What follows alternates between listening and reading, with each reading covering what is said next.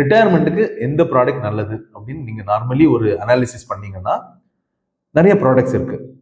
But இன்னைக்கு தேதிக்கு அதில் ஒரு பெஸ்ட் ப்ராடக்டாக வந்து நிற்கிறது நேஷனல் பென்ஷன் சிஸ்டம்ங்கிற என்பிஎஸ். என்பிஎஸ் வந்து ரொம்ப வருஷமா அரசு ஊழியர்களுக்கு இருந்தது.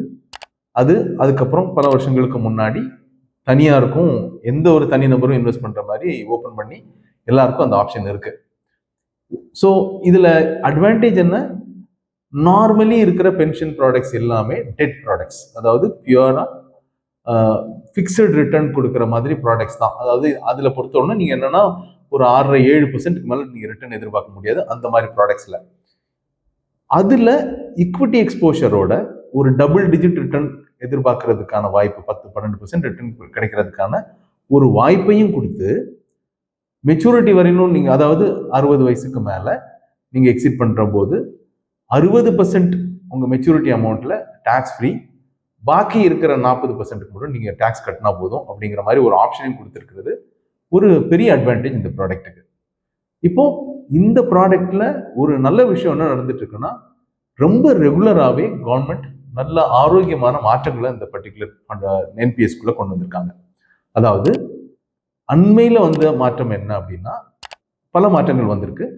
அதுல முக்கியமா முன்னாடி வந்து 60% மட்டும்தான் நீங்க லம்சமா விட்ரா பண்ண முடியும் மெச்சூரிட்டி டைம்ல. 40% வந்து நீங்க விட்ரா பண்றத ஒரு ஆன்விட்டி வாங்கி ஆன்விட்டில இருந்து தான் நீங்க எடுத்துக்க முடியும். 60% மட்டும்தான் நீங்க லம்சமா எடுக்க முடியும்னு இருந்தது. அது இப்போ மாறி 80% வரையிலும் நீங்க லம்சமா எடுத்துக்க முடியும். அஃப்கோர்ஸ் அந்த 80% எடுத்துக்க முடியும், ஆனா முதல் 60%க்கு மட்டும்தான் டாக்ஸ் ஃப்ரீ. பாக்கி இருக்கிற 20%க்கு நீங்க இப்போதைக்கு டாக்ஸ் கட்டணும். மிச்சம் இருக்கிற 20% மட்டும் நீங்க ஆன்விட்டி வாங்கினா போதும். இது ஒரு பெரிய அட்வான்டேஜ். ஏன்னா ஆன்விட்டியை பொறுத்தவரைக்கும் மறுபடியும் நம்ம முன்னாடி சொன்ன மாதிரி அதுக்கு ஒரு 6-7% தான் ரிட்டர்ன் வரும். ஸோ 80% ஆஃப் த அமௌண்ட் நீங்க எடுக்க முடியும் லம்சமா. அதுல 60% டாக்ஸ் ஃப்ரீ. முன்னாடி 60 வயசு வரையிலும் நீங்க கண்டிப்பா இருந்தே ஆகணும். அதாவது நம்ம சொல்றது டயர் 1 பத்தி. எப்பவுமே நம்ம என்பிஎஸ் பத்தி பேசும்போது 2 விஷயம் இருக்கு. டயர் 1 ஒன்று இருக்கு, டயர் 2 இருக்கு. டயர் 2ங்கிறது கிட்டத்தட்ட மியூச்சுவல் ஃபண்ட் மாதிரியே நீங்க எப்போ வேணாலும் போட்டு எப்போ வேணாலும் எடுத்துக்கலாம். அதுக்கு டாக்ஸ் அட்வான்டேஜஸும் கிடையாது.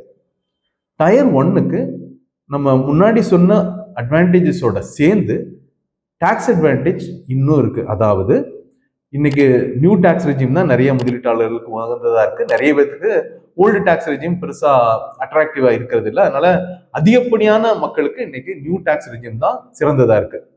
அந்த நியூ டாக்ஸ் ரெஜிம்ல எல்லா எக்ஸம்ஷன்ஸையும் எடுத்துட்டாங்க. ஆனா 2 எக்ஸம்ஷன்ஸ் இன்னும் இருக்கு.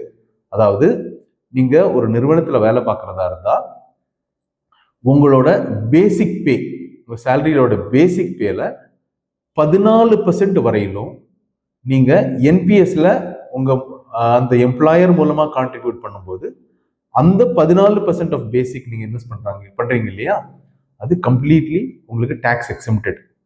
இது உங்களுக்கு பிஎஃப்க்கும் அந்த ஆப்ஷன் கொடுத்துருக்காங்க.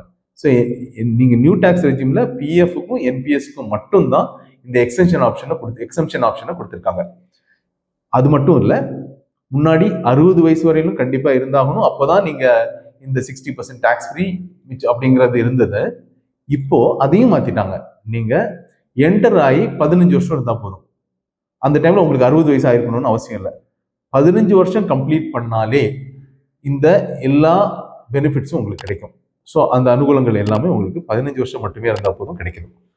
முன்னாடி நீங்க அதுலேயும் 2 ஆப்ஷன்ஸ் இருக்கு in terms of the choice. Active சாய்ஸ்னு ஒன்று இருக்கு, ஆட்டோ சாய்ஸ்னு ஒன்று இருக்கு. ஆட்டோ சாய்ஸை பொறுத்தவரைக்கும் நீங்க எந்த ஃபண்ட்ல இன்வெஸ்ட் பண்ண போறீங்கிறத நீங்க நிர்ணயிக்க மாட்டீங்க. அதாவது ஈக்விட்டியில் எவ்வளவு, டெட்ல எவ்வளவுங்கிறத நீங்க நிர்ணயிக்க மாட்டீங்க. அது ஆட்டோமேட்டிக்கா ப்ரீ டிஃபைன்டா ஒரு மெக்கானிசம் இருக்கு. இதுல 25%, 50%, 75% 3 ஆப்ஷன் இருக்கு. அதாவது ஈக்விட்டி வந்து 75% வரையிலும் இன்வெஸ்ட் பண்ணலாங்கிறது ஃபர்ஸ்ட் ஆப்ஷன். அடுத்தது 50% வரையிலும், அடுத்தது 25% வரையிலும். ஸோ இந்த 75%, 50%, 25% நீங்க போட்டு 35 வயசு வரையிலும் இந்த ஈக்விட்டி பெர்சன்டேஜ் ஃபிக்ஸடா இருக்கும். 35 வயசுக்கு மேல ஆக ஆக இந்த ஈக்விட்டி எக்ஸ்போஷரை குறைச்சிக்கிட்டே வருவாங்க. ஸோ உங்களோட ஏஜ் ஜாஸ்தியாக ஆக ஈக்விட்டி எக்ஸ்போஷர் குறைஞ்சிட்டே வரும். இதை நீங்க டிசைட் பண்ண மாட்டீங்க, அந்த ஃபண்டே டிசைட் பண்ணிக்கும். அதுக்கு ஏற்ற மாதிரி அது ஆட்டோமேட்டட் மெக்கானிசம் இருக்கு. இதுதான் ஆட்டோ சாய்ஸ். ஆக்டிவ் சாய்ஸை பொறுத்தவரைக்கும் நீங்க ஆக்டிவா இன்வால்வ் ஆகி ஈக்விட்டியில் எவ்வளவு, டெட்ல எவ்வளவு, கவர்மெண்ட் அதாவது டெட்லனா கார்பரேட் டெட்ல எவ்வளவு, கவர்மெண்ட் செக்யூரிட்டிஸ்ல எவ்வளவுங்கிறத நீங்களே டிசைட் பண்ணுவீங்க. இதுல என்னன்னா முன்னாடி 75% வரையில மட்டும்தான் ஈக்விட்டியில் இன்வெஸ்ட் பண்ண முடியுங்கிறது இருந்தது. 3 அசெட் கிளாஸ் இருக்கு, அதாவது 3 கிளாஸ்ன்னு சொல்லுவோம். ஈங்கிறது ஈக்விட்டி கிளாஸ், சிங்கிறது கார்பரேட் டெட், ஜிங்கிறது கவர்மெண்ட் செக்யூரிட்டிஸ். 3 கிளாஸ் இருக்கு. இப்போ இந்த ஈக்விட்டிக்கு உள்ள ஆக்சுவலி என்ன பண்ணிட்டாங்கன்னா, இப்போ சில்வர் கோல்டுலேயே இன்வெஸ்ட் பண்ணலாம், அதையும் அந்த ஈக்விட்டி அசெட் கிளாஸ்க்கு உள்ளே கொண்டு வந்துட்டாங்க. இன்விட்ஸ் அண்ட் ரீட்ஸையுமே இதுக்குள்ள கொண்டு வந்துட்டாங்க. ஸோ இந்த இ மூலமா, கிளாஸ் இ மூலமா இந்த ஆப்ஷன்ஸ்ல இன்வெஸ்ட் பண்ணலாம். முன்னாடி இல ஈக்விட்டி மட்டும்தான் இருந்தது. அப்போ அதிகப்படியா 75% தான் இன்வெஸ்ட் பண்ண முடியுங்கிறது இருந்தது. இப்போ அதை 100% வரையிலும் நீங்க சூஸ் பண்ணிக்கலாம். ஈக்விட்டி இ ஆப்ஷன்ல நீங்க 100% வரையிலும் இன்வெஸ்ட் பண்ணலாம் அப்படிங்கிற மாதிரி ஆப்ஷன்ஸும் வந்துருச்சு. அதே மாதிரி முன்னாடி ஒரே ஒரு ஸ்கீம்ல தான் இன்வெஸ்ட் பண்ண முடியும்னு இருந்தது டயர் 1ல. அதுவுமே இன்னைக்கு ஒரு பிரான், அதாவது இந்த பென்ஷனுக்கான நம்பர் தான், அந்த அக்கௌண்ட் நம்பர் தான் இந்த பிரான் நம்பர்னு சொல்லுவோம். அந்த பிரான் நம்பர் மூலமா பல தரப்பட்ட மிக்ஸ் ஆஃப் ஸ்கீம்ஸ் வச்சுக்கலாம் அப்படிங்கிற லிபர்ட்டியும் இப்போ வந்துருச்சு. ஸோ 100% ஈக்விட்டி எக்ஸ்போஷர் வச்சுக்கலாம், உங்க இஷ்டப்படி மேனேஜ் பண்ணிக்கலாம், மல்டிபிள் ஸ்கீம்ஸ்ல வச்சுக்கலாம், கோல்டு சில்வர்லாம் கூட வந்துருச்சு, இன்விட் ரேட்லாம் கூட இருக்கு. இந்த மாதிரி ஆப்ஷன்ஸ் எல்லாம் உங்களுக்கு கொடுக்குறாங்க. இந்த ஆப்ஷன்ஸ் இருக்கிறதுனால பர்டிகுலர்லி ஈக்விட்டி ஹெவியா இருந்ததுன்னா லாங் டேர்ம்ல உங்களுக்கு டெஃபினெட்லி ஒரு 11-12% உங்களுக்கு ரிட்டர்ன் கிடைக்கிறதுக்கான வாய்ப்பு இருக்கு. ஆனா இதெல்லாம் நம்ம சொல்லும்போது உங்க பென்ஷனுக்காக இன்வெஸ்ட் பண்ற எல்லா அமௌண்ட்டையும் இதுல இன்வெஸ்ட் பண்ணலாமா அப்படின்னு பார்த்தா அது கரெக்ட் கிடையாது. ஏன்னா நம்ம எல்லாத்தையும் கொண்டு ஒரே இடத்துல போடக்கூடாது, all X in one basket போடக்கூடாது, கொஞ்சம் டைவர்சிஃபை பண்ணி பண்ணுங்கிற லாஜிக் இன்வெஸ்ட்மெண்ட்ஸ்ல எல்லா காலத்திலையும் பொருந்தும். அது இந்த ப்ராடக்ட்டுக்கும் பொருந்தும். ஒரு லார்ஜ் போர்ஷன், ஆக்சுவலி ஒரு சிக்னிஃபிகண்ட் போர்ஷனை நீங்க இதுக்குள்ள வச்சுக்கலாம். மற்றபடி நீங்க மியூச்சுவல் ஃபண்ட்லேயே கொஞ்சம் ஹைபிரிட் ஃபண்ட்ஸு, கொஞ்சம் மல்டி எசெட் ஃபண்ட், ஹைபிரிட்ல பேலன்ஸ் அட்வான்டேஜ் இருக்கு, மல்டி எசெட் இருக்கு, இந்த மாதிரி ஃபண்ட்ஸ்குள்ளேயே நீங்க வச்சுக்கிட்டீங்கன்னா என்னதான் இருந்தாலும் இது ஒரு ஃபண்ட் மேனேஜர் மேனேஜ் பண்றாரு. அந்த ஒரே ஃபண்ட் மேனேஜர் தான் எப்பவுமே பெஸ்ட் பெர்ஃபார்மன்ஸ் கொடுப்பாருனாலாம் நம்மளால சொல்ல முடியாது, அது சாத்தியமும் கிடையாது. ஸோ டிஃப்ரெண்ட் ஃபண்ட் ஹவுசஸ்க்குள்ள டிஃப்ரெண்ட் ஃபண்ட் மேனேஜர்ஸ் மேனேஜ் பண்றதுக்கான டைவர்சிஃபிகேஷன் வேணும்னா ஒரு பர்டிகுலர் போர்ஷன் இதுல இன்வெஸ்ட் பண்ணுங்க, பாக்கி எல்லாம் நீங்க கொண்டு வேற மியூச்சுவல் ஃபண்ட் மாதிரி ஆப்ஷன்ஸ்ல நீங்க போட்டீங்கன்னா, எப்படி நீங்க பார்த்தாலும் flexibility of withdrawal and operation வந்து எப்பவுமே மியூச்சுவல் ஃபண்ட்ல ரொம்ப ஹை.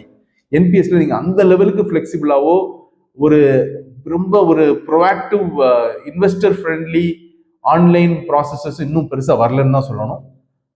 எந்த விதத்தில் பார்த்தாலும் ஃபிளெக்சிபிலிட்டி அண்ட் ஓரளவுக்கு டைவர்சிஃபிகேஷன் ஆப்ஷனையும் வச்சு பார்க்கும்போது நீங்க மியூச்சுவல் ஃபண்ட்ஸோட ஹைபிரிட் ஃபண்ட்ஸ் மாதிரி ஆப்ஷன்ஸ்ல இன்வெஸ்ட் பண்றது பெட்டர். பட் முடிஞ்ச வரைக்கும் நீங்க ஆன்விட்டி பிளான்ஸ், அதாவது இன்சூரன்ஸ் கம்பெனிஸ்ல ஆன்விட்டி பிளான்ஸ் இருக்கு.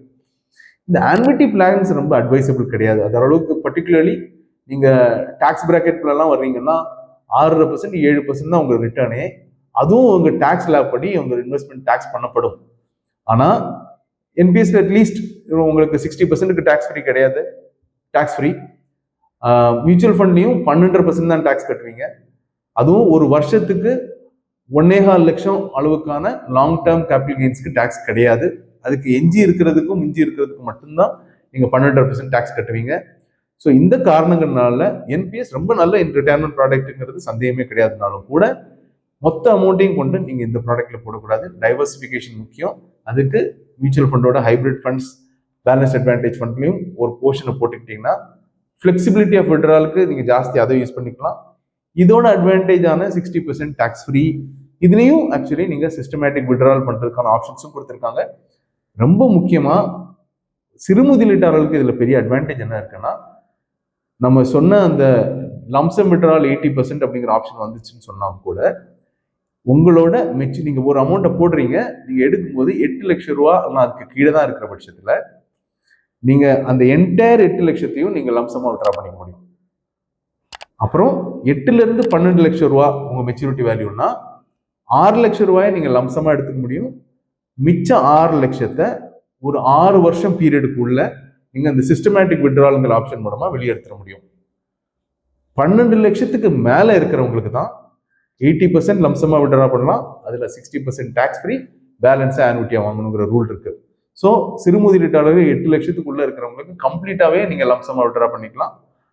ஸோ அந்த ஃப்ளெக்சிபிலிட்டி இருக்கு. பட் அதுக்கு மேலே இருக்கிறவங்களுக்கு, மெச்சூரிட்டி அமௌண்ட் இருக்கிறவங்களுக்கு டாக்ஸேஷன் வைஸ் எல்லாம் பார்த்தீங்கன்னா சின்ன முதலீட்டாளர்களுக்கு இருக்கிற அளவுக்கான அட்வான்டேஜ் இல்லாட்டி கூட ஸ்டில் அட்வான்டேஜ் இருக்கு.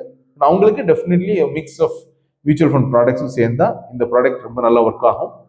நம்ம ஈக்விட்டி ஃபண்ட்ஸை பற்றி சொன்னோம். ஈக்விட்டி ஆப்ஷன்ஸ் நீங்கள் இதில் சூஸ் பண்ணும்போது உங்களுக்கு 10-12% ரிட்டர்ன் கிடைக்கும். இதில் இருக்கிற கார்பரேட் பாண்ட் ஆப்ஷன்ஸை பொறுத்தவரைக்கும் 78% ரிட்டர்ன் எதிர்பார்க்கலாம். கவர்மெண்ட் செக்யூரிட்டிஸை பொறுத்தவரைக்கும் ஒரு 1% கம்மியாகும். ஒரு 6-7% வரையிலும் ரிட்டர்ன் நீங்கள் எதிர்பார்க்கலாம் லாங் டேர்ம் பேசிஸில்.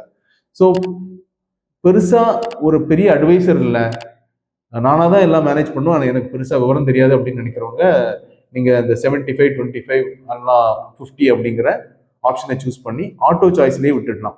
ஏன்னா அது அந்த ஃபண்டே மேனேஜ் பண்ணிக்கும். மற்றவங்க மட்டுமே ஆக்டிவ் சாய்ஸை சூஸ் பண்ணுறது நல்ல ஆலோசனையாக இருக்கும்.